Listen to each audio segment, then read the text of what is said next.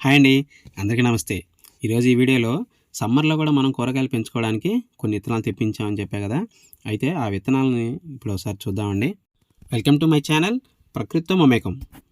సమ్మర్‌లో కూడా మనం కొన్ని రకాల కూరగాయలు పండించుకోవచ్చండి.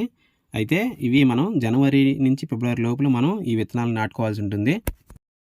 ముందుగా తీగపాదు విత్తనాల గురించి చూద్దాం. ఆ ఫస్ట్ పై వరుసలో ఉన్నయన్నీ కూడా మనకి తీగపాదు విత్తనాలు. ఫస్ట్ ఉన్నవి నేతి బీరకాయ, తర్వాత మన మామూలు బీరకాయ విత్తనాలండి. అది తర్వాత గ్రీన్ కలర్‌లో ఉంది పొట్లకాయ విత్తనాలు. తర్వాతవి కాకరకాయ విత్తనాలండి. చూడడానికి 2 ఒకేలాగా విత్తనాలు కనపడతాయి మనకి. తర్వాత ఇవి చూసారా? ఇది సొరకాయ విత్తనాలు. అంటే గుండ్రంగా పెద్దగా వచ్చే సొరకాయ విత్తనాలండి ఇవి. తర్వాత 2 రకాల విత్తనాలున్నాయి చూడండి. అవి కూడా చూడడానికి ఒకేలాగా ఉంటాయి. ఫస్ట్‌ది మనకి మామూలు దోసకాయ విత్తనాలు, తర్వాత కీరదోస విత్తనాలండి. తర్వాత లాస్ట్‌ది బీన్స్. ఇవి చూసారా? ఇవి గోడి చిక్కుడు విత్తనాలు. అలానే చెట్టు చిక్కుడు విత్తనాలు ఈ సీజన్‌లో కూడా పండుతాయండి ఎండాకాలంలో. ఇవి బెండకాయ విత్తనాలు. ఇవి టమాటా విత్తనాలు మనకి. అలానే పచ్చిమిరపకాయ, 2 రకాల వంకాయలండి. ఒకటి గుత్తి వంకాయ, ఇంకోటి పొడుగు వంకాయ బ్లూ కలర్‌లో కాస్తాయి మనకివి. ఈ వంకాయలు అనేవి ఏ సీజన్లో అయినా సరే మనకి ఇవి కాస్తూనే ఉంటాయి.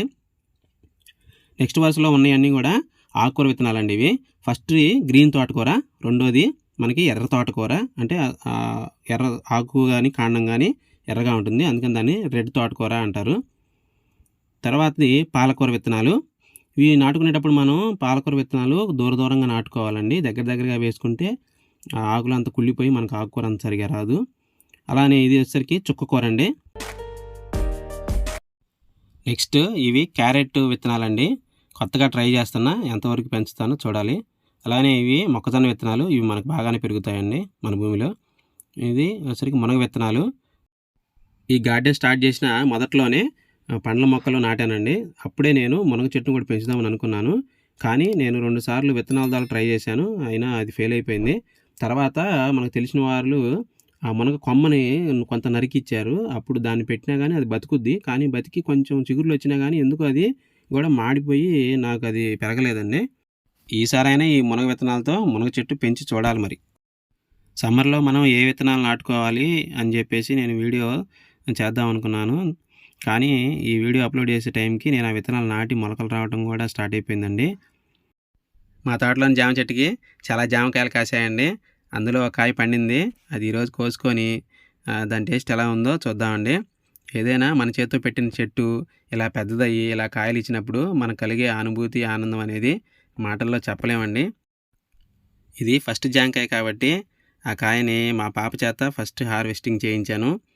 ఆ కాయ కోయడానికి ఇది కష్టపడుతుంది. మొత్తానికి కాయ కోసింది.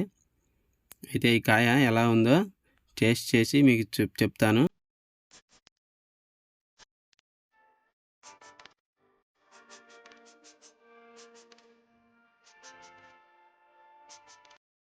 వావ్! ఈ జామకాయ నిజంగానే చాలా టేస్టీగా ఉందండి. మీకు వీడియోలో చెప్పడం కాదు గానీ, నిజంగానే అది చాలా టేస్టీగా ఉందండి. ఎందుకంటే మనం ఎటువంటి రసాయన ఎరువులు చల్లకుండా మనం ఓన్లీ ఆర్గానిక్ పద్ధతిలో ఈ మొక్కలు పెంచుతాం కాబట్టి అంత రుచిగా ఉంటుంది మనకి. అలానే ఒక అంజీరా పండు కూడా పండిందండి. దాన్ని కూడా మనం టేస్ట్ చేసి చెప్తాను. అది పండిందని మనకు ఎలా తెలుస్తుందంటే మిగిలిన కాయ ఈ కాయలకి అర్థం అక్కడ పింక్ కలర్‌లో ఉంటుంది పండినట్టుగా మన కాయ. లోపల కూడా చూడండి పింక్ కలర్‌లో చూడడానికి చాలా కలర్‌ఫుల్‌గా ఉంటుంది. నేను ఇంతకుముందు 2, 3 కాయలు కోసుకొని తిన్నాను. కానీ ఈ కాయ తిన్నప్పుడు ఈ టేస్ట్ మాత్రం ఇంకా చాలా సూపర్‌గా ఉంది. నిజంగానే చాలా బాగుందండి. అది నిజంగా మనం స్వయంగా అనుభూతి పొందితే గానీ అది మనకు అర్థమవుతుంది. ఏంటి మీ పాపకు పెట్టకుండా మీరే తింటున్నారు మొత్తం అనుకుంటున్నారా? లేదండి. మా పాపకు గూడా పెట్టాను. నాటు చిక్కుడు పాదు ఉందండి ఇంకా తోటలో. కొన్ని చిక్కుడుకాయలొచ్చాయి. అవి గూడా మనం కోసుకొని ఎళ్దాము. ఈ గార్డెను చూడడానికి బయట నుంచి ఏమీ లెవ్వు అన్నట్టుగానే కనపడుద్ది. కానీ లోపలికొస్తే నాకు ఏదో ఒక కూరగాయ గానీ, లేతే పండ్లు కాయలు గానీ ఏదోటి వస్తూనే ఉండిద్దండి.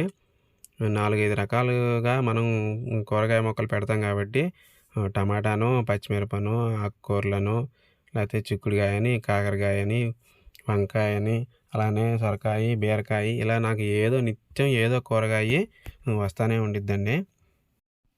ఇప్పటిదాకా చూసిన ఈ వీడియో ఒక వారం ముందు చేసిందండి. అయితే ఈ గ్యాప్‌లో మన తోట జామ చెట్టుకి ఇంకొక 3 కాయలు పండాయండి. ఆ క్లిప్‌ని గూడా ఈ వీడియోకి యాడ్ చేస్తున్నాను. ఓకే అండి. ఈ వీడియో మీకు నచ్చినట్లయితే లైక్ చేయండి. అలాగే ఈ వీడియోని కొత్తవారు చూస్తున్నవారైతే ఈ ఛానెల్‌ని సబ్స్క్రైబ్ చేసుకోండి. బెల్ ఐకాన్ క్లిక్ చేసి ఆల్ అని సెలెక్ట్ చేసుకోండి. నేను చేసే ప్రతి వీడియో మీకు ముందుగా నోటిఫికేషన్ రూపంలో అందుతుంది. ఓకే. బాయ్ అండి. మరొక మంచి వీడియోతో మళ్ళీ కలుద్దాం.